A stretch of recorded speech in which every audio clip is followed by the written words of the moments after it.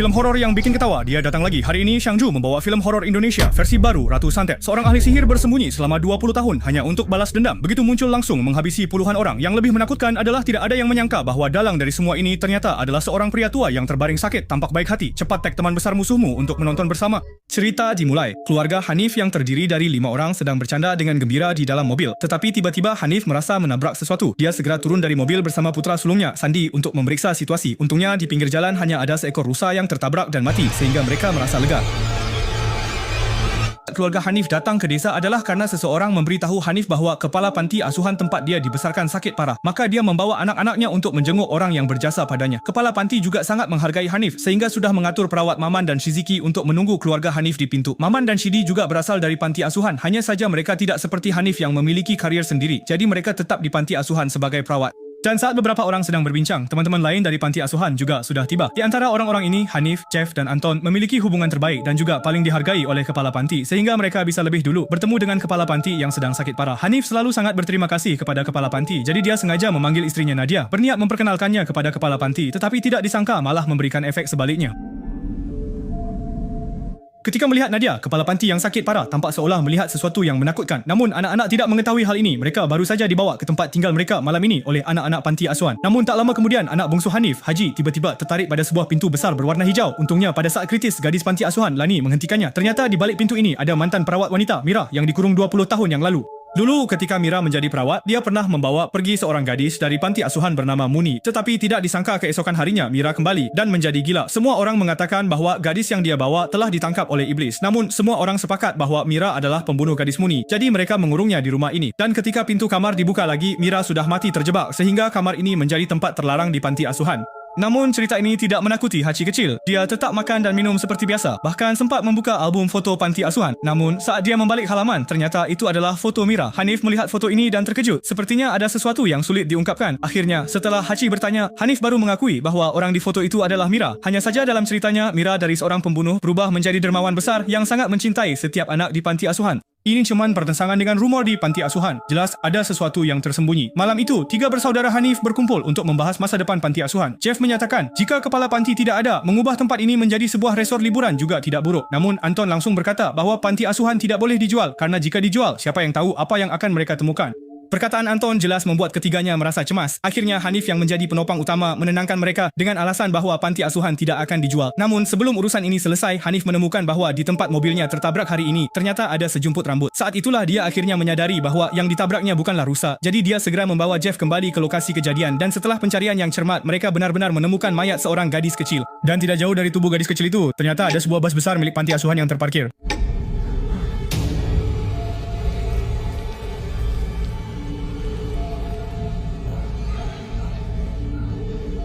Semua anak di dalam bus meninggal dengan tragis dan cara kematiannya sangat aneh. Pemandangan aneh ini hampir membuat 2 orang dewasa tersebut mengalami gangguan mental. Jeff ingin melapor ke polisi, tetapi jarak ke kantor polisi setidaknya masih 2 jam perjalanan. Hanif yang masih berfikir rasional menyarankan untuk kembali ke panti asuhan terlebih dahulu, lalu melapor menggunakan telepon rumah lebih praktis. Ketika mereka berdua kembali ke panti asuhan, hanya saja dia tidak menyangka 2 saudara baiknya pergi sebentar, ternyata membawa pulang 1 mayat. Dia ketakutan dan langsung ingin melapor ke polisi, tetapi Hanif menghentikannya. Hanif khawatir jika melapor ke polisi, maka kecelakaan lalu lintas hari ini bisa menghancurkan hidupnya. Jika dia ditangkap, siapa yang akan merawat istrinya? Selain itu, di dalam bas juga ada 1 bas penuh orang yang meninggal. Polisi datang pun tidak bisa menjelaskan. Tidak disangka, Anton sama sekali tidak percaya dengan perkataan kedua temannya dan memutuskan untuk mengemudi ke kantor polisi untuk melapor. Namun, dalam perjalanan ke kantor polisi, dia teringat perkataan 2 sahabatnya dan memutuskan untuk melihat ke dalam bas. Pemandangan di dalam bas lebih mengerikan daripada saat kedua orang itu memeriksanya tadi. Mayat-mayat tampaknya dilipat oleh kekuatan misterius menjadi bentuk berdoa ke belakang. Anton masih ingin mendekat untuk melihat lebih jelas apa yang terjadi. Tetapi di detik berikutnya sesuatu yang aneh tiba-tiba terjadi.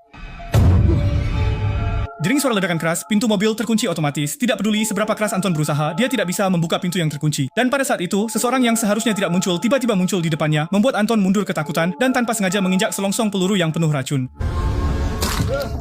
Banyak larva cerayap di seluruh tubuh Anton. Tidak peduli seberapa keras dia berusaha, tetap tidak ada gunanya. Tidak lama kemudian, semua serangga itu langsung masuk ke dalam mulutnya. Kematian sang Anton hanyalah awal dari pesta malam ini. Kekuatan misterius setelah menghabisi Anton langsung menuju panti asuhan. Di bawah pengaruh kekuatan ini, air bersih dari keran digantikan dengan plasma darah dan kesadaran semua orang mulai berubah. Istri Ji awalnya ingin pergi ke toilet, tetapi entah bagaimana malah mengambil pisau kecil dan apel di atas meja, lalu tertawa di depan cermin tengah malam. Dan itu belum cukup, dia bahkan mengarahkan pandangannya ke perutnya sendiri. Di bawah bimbingan kekuatan misterius, istri Jeff menggigit apel, membuka ikat pinggangnya, lalu mengiris lemak perutnya dan merasa belum puas, dia mulai melakukan tindakan modifikasi pada dagunya.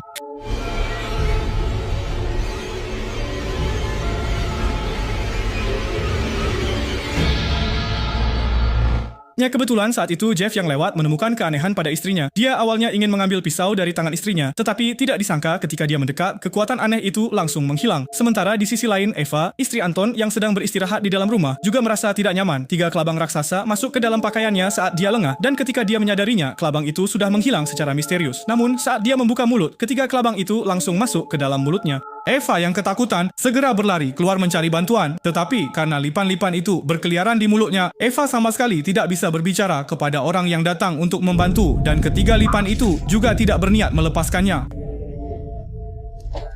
Eva langsung memuntahkan belasan kelabang. Ternyata 3 kelabang besar tadi sudah mulai bertelur di dalam tubuhnya. Dan saat ini dia sudah berubah menjadi sarang serangga berbentuk manusia. Dengan banyak kelabang bergerak di bawah kulitnya, setiap langkah adalah siksaan bagi Eva. Akhirnya dia tidak tahan lagi, memutuskan untuk mengakhiri hidup bersama kelabang-kelabang itu. Melihat hal ini, orang-orang segera mengantar mereka berdua ke rumah sakit. Baru saat itulah Hanif akhirnya menjelaskan kebenaran masa lalu kepada istrinya Nadia. 25 tahun yang lalu, sebuah rumah di panti asuhan terbakar. 3 gadis malang tewas. Tak lama setelah itu, seseorang menemukan bahwa kebakaran disebabkan oleh ilmu hitam Mira. Ketiga gadis kecil itu adalah persembahan Mira kepada iblis. Setelah mendengar hal ini, 3 bersaudara itu ingin melarikan diri, tetapi tidak peduli seberapa jauh mereka berlari. Mereka selalu kembali ke panti asuhan karena terjebak dalam ilusi. Melihat tidak ada harapan untuk melarikan diri, mereka bertiga bekerja sama dengan kepala panti untuk menangkap Mira. Tetapi reaksi Mira setelah ditangkap, Hanif seumur hidup tidak bisa melupakannya.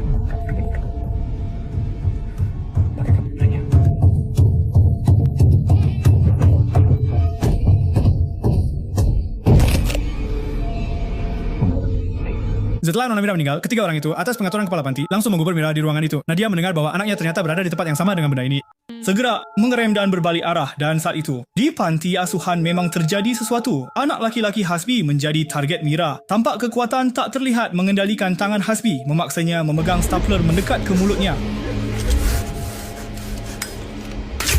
Hasbi merasa sangat menderita, tetapi Mira tetap tidak mau melepaskannya. Semua staples berturut-turut ditembakkan ke mulut Hasbi. Setelah menyiksa anak laki-laki itu, Mira kemudian mendatangi Hachi yang sedang menonton video. Awalnya Hachi menonton dengan senang hati, tetapi tidak menyangka tokoh dalam video tiba-tiba berubah menjadi Mira yang bergoyang-goyang. Akhirnya Mira bahkan langsung mematikan televisi, membuat Hachi ketakutan dan segera menoleh untuk memeriksa situasi. Namun ketika dia berbalik lagi, Mira ternyata sudah merangkak ke atas televisi. Hachi ketakutan dan lari keluar dari rumah. Tetapi tidak menyangka, baru saja keluar pintu, langsung bertabrakan dengan Hasbi yang baru saja disiksa. Segera setelah itu, Mira merasuki Hasbi ingin menggunakan pistol untuk langsung menghabisi Hachi yang ada di depannya.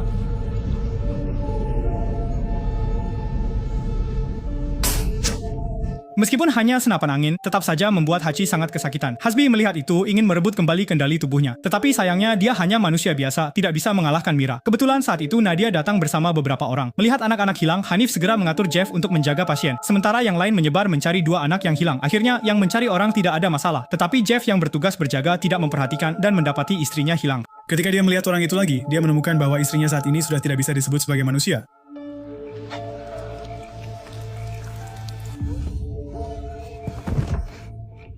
Dia memegang setumpuk ulat bulu dan memakannya dengan lahap. Tidak hanya menikmati sendiri, tetapi juga dengan murah hati mengundang suaminya untuk bergabung. Jeff terkejut dan segera mengingatkan, barulah istrinya sadar kembali. Sementara itu, di panti asuhan juga terjadi hal aneh. Nadia yang sedang mencari orang tiba-tiba tanpa sadar masuk ke kamar kepala sekolah dan menemukan sebuah kotak logam di ruang rahasia. Di bawah tempat tidur kepala sekolah, foto-foto dalam kotak itu menyimpan rahasia yang tidak bisa diungkapkan oleh kepala sekolah. Melihat rahasianya ditemukan, kepala sekolah tua itu marah besar. Tetapi selain terengah-engah, dia tidak bisa melakukan apa-apa sekarang. Tidak lama kemudian, Nadia membawa foto-foto itu kepada suaminya. Hanif juga tidak menyangka bahwa kepala sekolah ternyata adalah pelaku pelecehan terhadap gadis-gadis. Ternyata Mira saat itu ingin melindungi gadis-gadis tersebut, tetapi ketiga bersaudara itu tertipu oleh kepala sekolah dan tanpa sadar menjadi pembunuh Nona Mira. Fakta yang keterlaluan ini hampir membuat Hanif hancur. Namun saat itu, putri mereka, Dina, menemukan sosok pengasuh Siti dalam tumpukan foto tersebut. Begitu Nadia melihat foto ini, dia langsung menduga bahwa mungkin pasangan pengasuh itu membalas dendam atas kejadian ini karena yang mengundang mereka kembali ke panti asuhan adalah Maman dan Siti. Kebetulan saat itu, kedua orang tersebut juga tiba di aula dan Jeff yang hampir gila langsung memukul Maman tanpa berkata apa-apa. Namun sebenarnya, kejadian malam ini sama sekali tidak ada hubungannya dengan mereka. Dan setelah melihat fotonya sendiri, Siti juga mengungkapkan kebenaran yang dia ketahui saat itu. Ternyata, yang dilecehkan oleh kepala sekolah bukan hanya beberapa orang, tetapi semua gadis di panti asuhan. Saat itu, Siti juga menggunakan air panas untuk merusak wajahnya sendiri, sehingga bisa lolos dari penganiayaan kepala sekolah. Setelah kejadian itu, kepala sekolah mengancam para gadis agar tidak mengungkapkan hal ini. Dan kebakaran yang menewaskan 3 gadis itu sebenarnya terjadi kerana ada 3 gadis yang ingin melapor ke polisi. Setelah kepala sekolah mengetahuinya, dia langsung meracuni mereka lalu menyamarkannya sebagai kebakaran. Nona Mira setelah mengetahui kejadian ini ingin menyelamatkan anak-anak malang tersebut, tetapi kekuatan kepala sekolah terlalu besar sehingga jalur resmi tidak mungkin berhasil. Oleh kerana itu, Nona Mira terpaksa meminta bantuan ilmu sihir. Namun tak disangka persiapannya baru saja dimulai sudah dilaporkan oleh seseorang. Dan segera setelah itu, Hanif dan 2 orang lainnya tertipu sehingga Mira dipenjara sampai mati. Kata-kata Siti membuat Hanif sangat menyesal. Saat dia menyesal, tiba-tiba ada seseorang di luar memanggil nama pasangan Siti. Suara itu semakin mendekat dan ketika dia masuk ke dalam rumah, semua orang terkejut menemukan bahawa yang memanggil adalah gadis yang ditabrak Hanif siang ini. Menurut ingatannya, awalnya hari ini semuanya baik-baik saja, tidak disangka sopir entah bagaimana malah mengemudikan mobil ke dalam sawah. Tak lama kemudian seorang wanita naik ke mobil lalu semuanya berubah.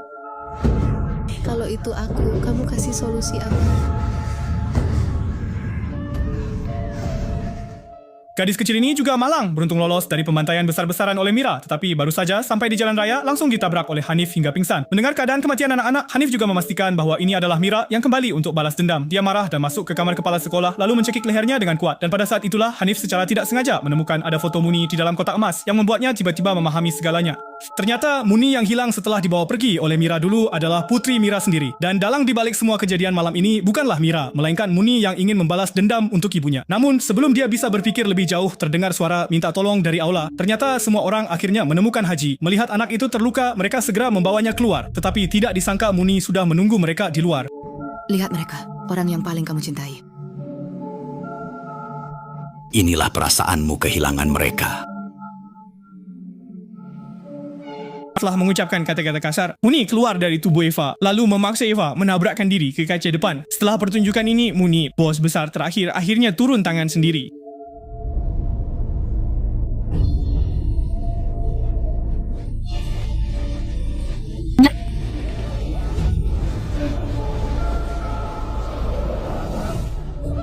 Ketakutan dan terseksa bersembunyi kembali ke dalam rumah. Sementara Hanif sebagai kakak tertua dari 3 bersaudara langsung ditahan oleh Muni di tempat. Melihat suami dan anak bungsunya dalam bahaya, Nadia mengambil sabit di tanah dan berniat melawan Muni. Tetapi tak disangka saat dia hendak bertindak, dia tiba-tiba dipukul pingsan dari belakang. Ketika Nadia terbangun, dia menemukan bahawa Muni telah mengurung beberapa orang di kamar yang berbeza. Eva dan pasangan Jeff dikurung bersama dan saat ini dia sudah sepenuhnya menjadi sarang serangga.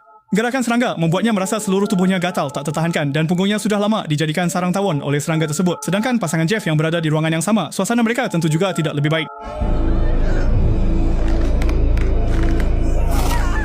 Sedangkan pasangan pengasuh panti asuhan dan 2 anak mereka dikurung di ruangan lain. Mereka sedang disiram dengan air panas dan segera tubuh mereka melepuh. Jelas sekali Muni berniat menghukum pengkhianat ini dengan cara yang sama seperti Siti dirusak wajahnya dulu. Menurut Muni, mengapa semua orang harus menderita sementara Siti bisa lolos dengan hanya rusak wajahnya? Harus diakui, pemikiran ini memang sangat terdistorsi.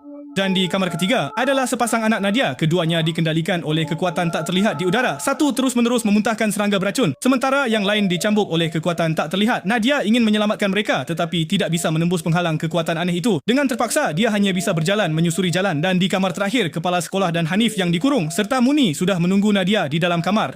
Dia membenci orang-orang ini karena telah merenggut ibunya. Jadi dia mempelajari ilmu sihir selama bertahun-tahun untuk membalas dendam. Sejak awal, dia tidak berniat melepaskan satupun orang di panti asuhan. Seperti yang dia katakan, kali ini dia tidak hanya untuk membalas dendam tetapi juga untuk menciptakan neraka bagi semua orang. Nadia sebenarnya juga memahami tindakan Muni, tetapi yang tidak bisa dia mengerti adalah anak-anak di dalam van itu tidak bersalah. Mengapa Muni harus menyakiti mereka? Namun Muni menyatakan, anak-anak hidup di tempat mengerikan seperti ini, lebih baik mati saja. Setelah berbagi hasil balas dendamnya, Muni menyerahkan pisau ke tangan Nadia. Kali ini dia ingin Nadia memilih sendiri apakah akan menyelamatkan anak-anak atau suaminya. Hanif melihat situasi itu dengan tegas menyatakan bersedia mengorbankan dirinya demi menyelamatkan anak-anak, tetapi Nadia sama sekali tidak bisa melukai suaminya.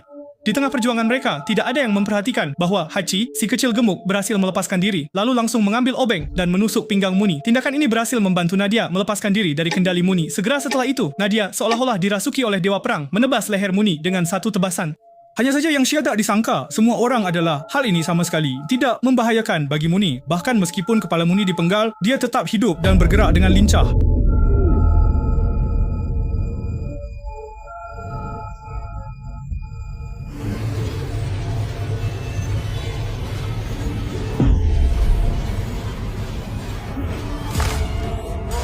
Baru saja memasang kembali kepalanya, Muni berencana mengucapkan beberapa kata ancaman. Tetapi tidak disangka, Nadia tidak memberinya kesempatan. Langsung melemparkan lilin ke arahnya. Dan kebetulan kelemahan Muni sang master kuno adalah takut api. Api berkobar di tubuh Muni. Melihat situasi tidak menguntungkan, beberapa orang bersiap untuk mundur.